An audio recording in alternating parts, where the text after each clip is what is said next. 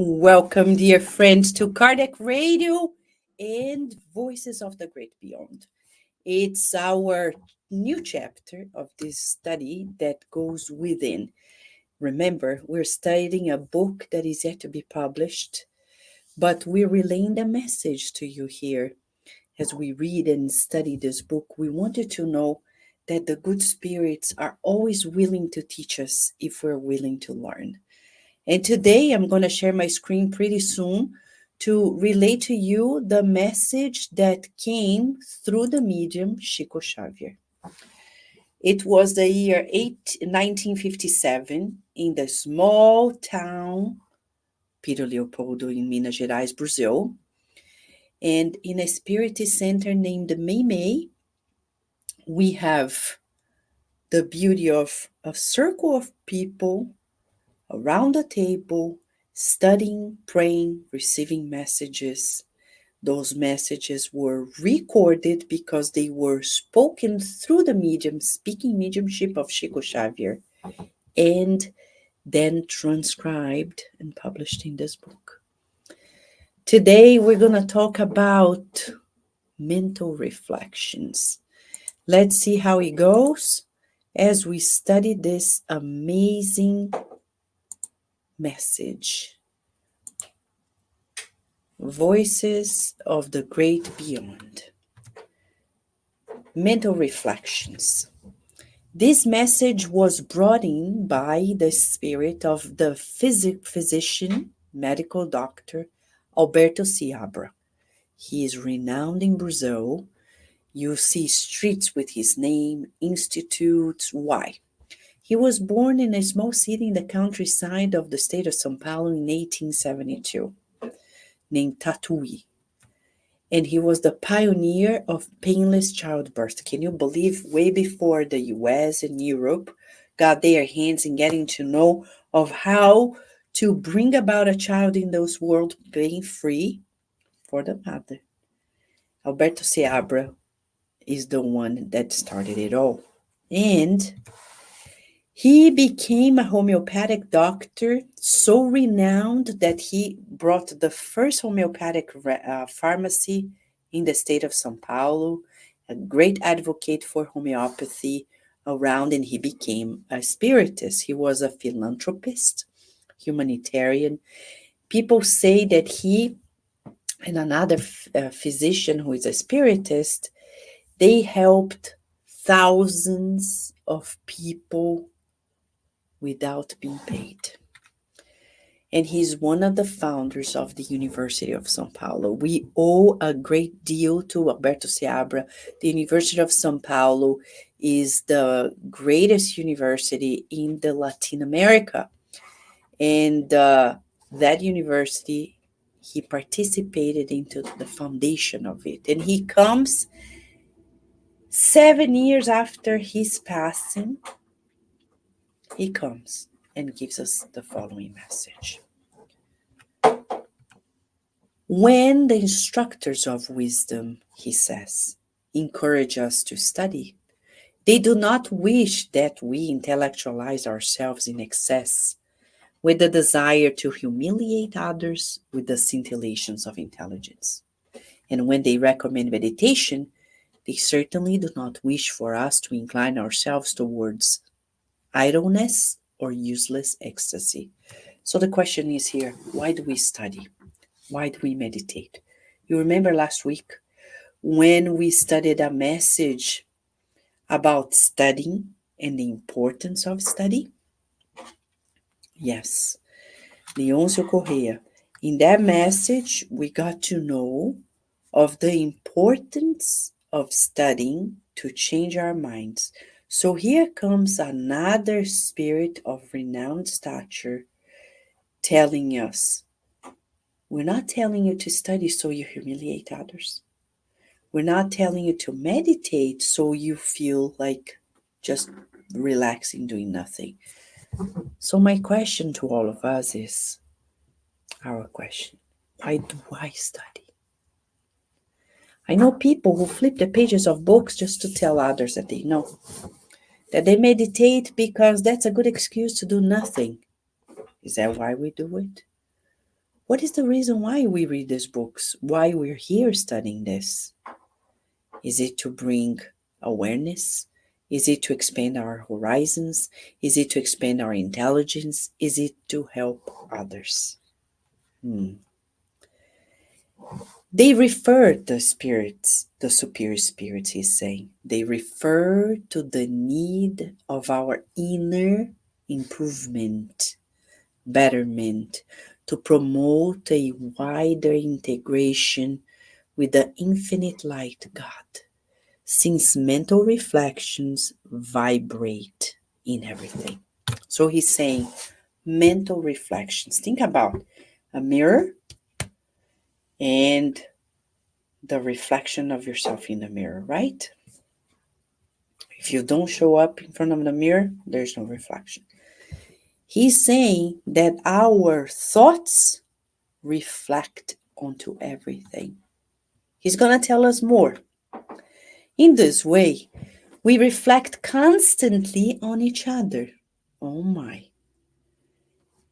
We are constantly thinking, interacting with people, and our soul can be compared to a living mirror with qualities of absorption and exteriorization, meaning I absorb what others think and I reflect what I think.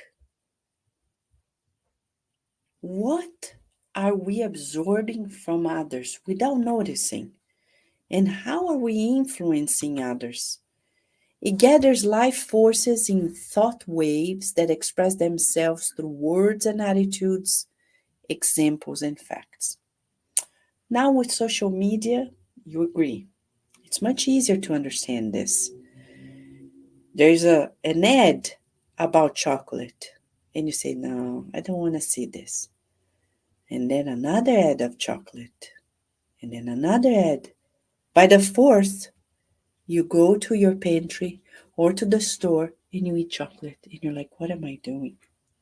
Or you start researching about chocolate, and suddenly every social media you open is talking about chocolate. In our social media, we see the living example of what Dr. Seabra is telling us. What we think projects itself, what others think project on us. It is through mental reflex that, or reflection, that the phenomenon of affinity is established since the simplest kingdoms of nature.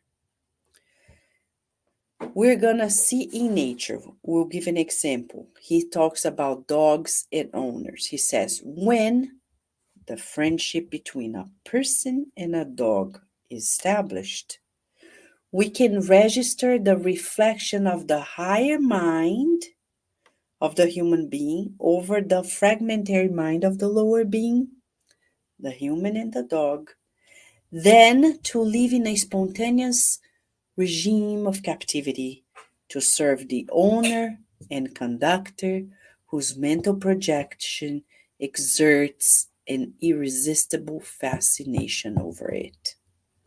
Wow. So this reflection is beyond what the eyes can see. It's in our body language, in our vibrations. We connect. When you think, oh, I don't know why I was born in this family, think again. You think you ended up in this family by mistake? No, we attracted one another for reasons that lives, reincarnations can tell. We are responsible for our lives. The other day, a person told me, oh, if my father were not so in sync with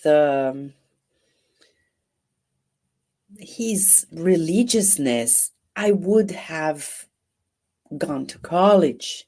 If my father paid more attention to that. And I said, do you think so? You think God made a mistake placing you in that family that focus more on your spirituality than material things, and you think it was by chance? Well, you're an adult now. You can go to college. Oh, but it's hard now because I have to pay. Oh, so now we want others to do what we want to receive. No. If we want something, we have to work for it. And what we receive is the end result of what we conquered in previous lives. So if we want people to be kind, we need to start being kind. If we want people to be loving, we need to sow loving. Maybe in previous lives we didn't sow those things, but now it's our turn. And that's when Dr. Seabra is going to merge into associations. He says, this, by thinking and being, this is how incarnate spirits, we, can influence discarnate entities and vice versa, provoking obsessions, disturbances, both in the physical sphere and beyond the grave. So, for example, if you open the first pages of the book Sex and Destiny, we're going to see André Luiz describing to us. He enters the house of Claudio, and Claudio comes from work. He likes social drinking. He has alcohol bottles in his dining room. He goes there, sits down at the couch. He's tired. But then comes Moreira, a partner of previous life, partner in addictions, sex addictions, alcoholic addictions. He comes and says, let's drink. Claudio automatically, without noticing that he is a puppet in Moreira's hands, he stands up, walks to the bottle, pours into the glass, and drinks. And then another spirit who is nearby comes and says, now it's my turn. And then he pours the alcoholic beverage into another drink. How many people sit down and say, no, I'm not going to drink, and then they drink 10 bottles that night? Like, I don't know what happened.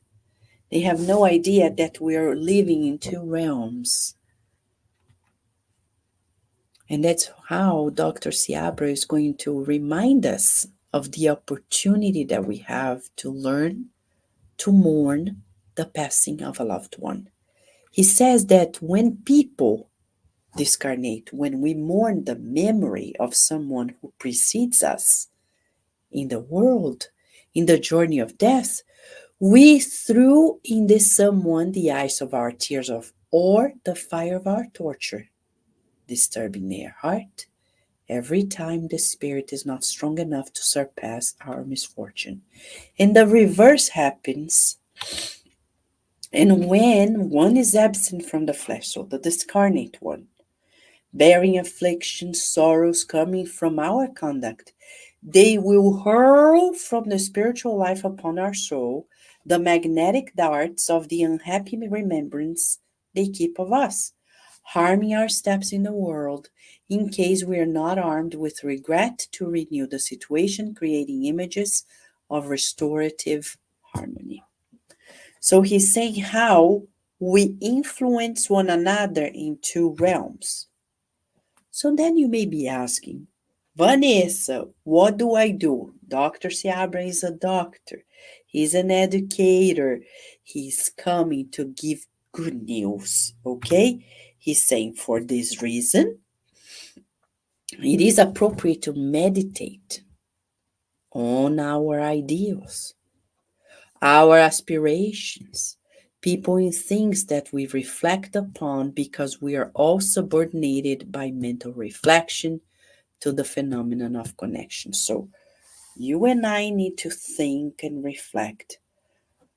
Do I have goals in life? Are they spiritual goals? Are they material goals? What are the people that I'm constantly thinking of, talking to? What are my aspirations in life? There are people who are just allowing life to let them go. And you know what happens? Life comes and takes us by. And we're like, how come I ended up here? Well, previous life choices. Because in this life, I made no choice. So I need to constantly be aware. Why am I talking to this person again? Am I just letting it flow or am I constructing good feelings? He says, this is an unquestionable law in all planes of the universe, the whole universe, the law of association. I think I connect. I feel I connect. I say I connect. I take action, I connect. Whom am I connecting with? We're inevitably attached to everything that contains our love.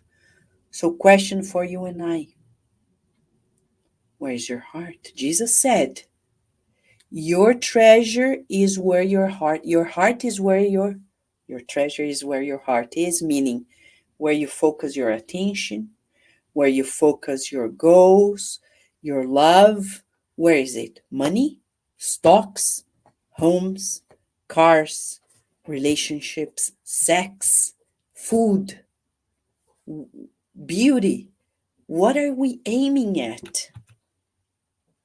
And that's why now, as an educator and a doctor, he's leading us into the solutions. He's saying incarnate and discarnate human intelligence can contribute through the power of will to the education or re-education of themselves by selecting the resources capable of favoring improvement.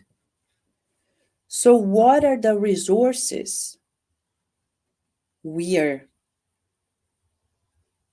leading to improvement? What resources do we have? You and I are spiritists. We have the books. Great resources for educating ourselves. These books bring knowledge that can lead us to immortal wisdom. He says that mental reflection can grow in amplitude and sublimating beauty to absorb within itself the projection of superior thought. So you and I, as we think, we are emitting and reflecting into the world who we are and receiving from the world, absorbing the exact same thing. Andre Lewis says that in the book Mechanisms of Mediumship when he refers to the law of the mental field. Everything will depend on our purpose and decision. Everything we do will depend on our purpose and decision. Everything. Everything will depend on our purpose and decision. You may ask many people, what's your purpose in life? They are going to say, I don't know. What's your purpose in your life? I don't know. That means that their boat, imagine a boat, a sailing boat on the ocean. In the ocean, what's going to happen? If they don't have a direction, if the captain doesn't give a direction, the winds of life are gonna take them by. When we set a purpose, no matter the winds, we're gonna get there. And Spiritism is the compass, teaching us the north. And we need a decision. You're waiting for people to decide for you, or you're gonna make the decision for yourself. So to finalize his message, he has a prescription for us. He says, let us educate ourselves studying, meditating, to reflect the divine inspiration. It's not enough to read. Remember when we said last week, it's not enough to glance our eyes through the page of the book. We need to read, go deep, reflect, feel the scripture. to reflect the divine inspiration. Our mental attitude is what makes the difference. Our thoughts thirst for elevation so that our existence may elevate itself. Let us build balance and discernment within ourselves. Let us pay unceasing worship to kindness and understanding. And here's a man, Dr. Seabra, who was very, very kind, very understanding. And he says, desire is the magnet of life. When we desire, we feel. Through feeling, our soul assimilates what it seeks and transmits what it receives.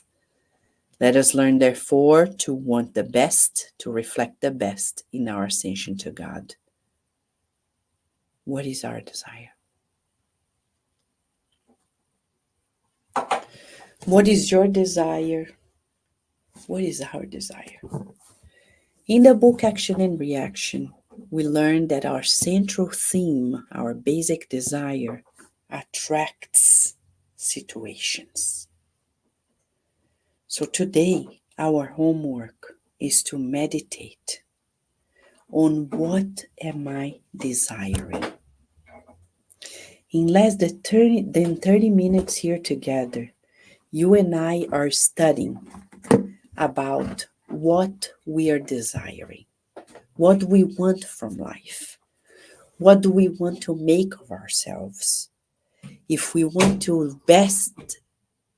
the best to reflect, we need to reflect the best of us onto the world, to attune with the higher forces. To finalize, I want to take you to a quick journey of a man from this book, Lessons of Life. Maurício Tessi. Maurício Tessi was only 36 years of age. He was sick, and the book tells us that the mother came interceding for him. The mother was in the spiritual realm, and she wanted to help him out. And the good spirit said, look, we're doing our best. Let me show you the folder. So they had the folder. Imagine, visualize a folder. I'm looking for a folder here, but I don't have a folder here. And in the folder, in the chart, they say, he has no individual merit to receive help. And the reason why he's sick is because this illness is defending him against obsession and madness. And the mother is puzzled. Like, how come? Look at the mental reflections. He's receiving the magnetic passes, but he still doesn't make a decision to be on the right track. So they show to the mother, look, minute by minute, observations from 25 days in 1967. They show from day 4 to day 13th, he goes into a crisis. And he feels faithful, prayerful, humble. The next day he's better. He feels tranquil, but then he starts feeling stubborn. Isn't that right? The minute we start getting better, we shift. And then as soon as he sees physical improvement, he starts his shady thoughts. The obsessors come nearby. And then the crisis begins again. And he goes, if you see, he goes into this mode time and again, time and again, time and again, time and again.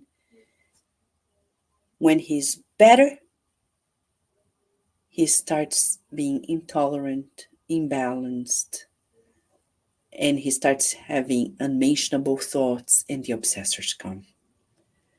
And then the physical body comes with illness to shield him from himself.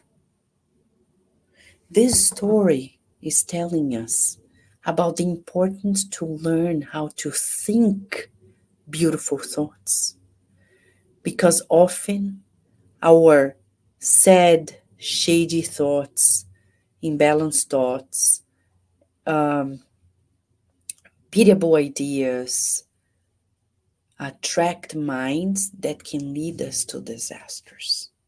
So, to finalize, let us go to our master. He is our guiding model. What was Jesus' desire? He often said it, to fulfill my Father's will. If he is our guiding model, let us also learn to desire the same. And what is God's will? That we care for one another, that we are kind, compassionate, understanding, that we serve each other. Let's meditate on this, friends, as we raise our thoughts in gratitude for this message that brings to us so much wisdom. Thank you, Mother, Father God, for the gift of Dr. Seabra's presence in our lives, for his presence, loving and kind, bringing to us awareness of the importance of thinking wisely, of feeling wisely, so we can connect with you more easily and fulfill your loving will. With much gratitude, we finish this study session in your name and love, and so be it. Dear friends, I know this study is pre-recorded because we are in the Spiritist Center right now doing the same study and talking with friends about it. But if you have a question or a comment or a suggestion, feel free to write here in the platforms, YouTube, Facebook, Instagram, or the email cardiacradio@gmail.com, and we'll be happy to listen from you and reply to you. We wish you many blessings and beautiful mental reflections, sowing today what would like to reap tomorrow, which is love and peace. Thank you, friends.